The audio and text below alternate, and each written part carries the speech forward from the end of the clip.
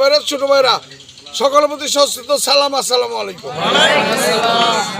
আজকে বক্তৃতা না, শুধু আপনাদের সাথে সাক্ষাৎ করতে আসছি, দেখা করতেছি।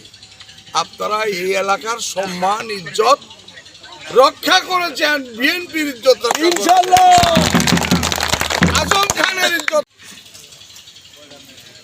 এই অনির্ধারিত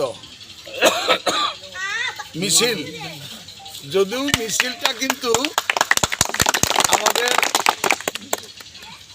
এই সামনের প্রধানমন্ত্রী যদি সরকারিভাবে ঘোষণা হয় নাই, আমরা জানি যে আগামী প্রধানমন্ত্রী জনাব তারেক রহমান নিষেধ করেছে যে আজকে প্রত্যেকটি মসজিদে দোয়া খায়ের করবে, দেশের জন্য, শহীদ প্রেসিডেন্ট জিয়াউর রহমানের জন্য, দেশমাতা খালেদা জিয়ার জন্য এবং সকল দেশের মানুষের জন্য, দেশের জন্য দোয়া করবেন মসজিদে মসজিদে। আমরা ঠিকই, আমি সকিপুর বড় মসজিদে ছিলাম, কেন্দ্রীয় মসজিদে দোয়া করেছি, এবার সারা দেশে দোয়া খায়ের হয়েছে, যার জন্য আজকে কোথাও বড় মিছিল হয় নাই। ওই ছোটখাটো বিভিন্ন এলাকায় হচ্ছে, এটা কেউ ফিরাল জানে, এটা বাঁধভাঙা জোয়ার।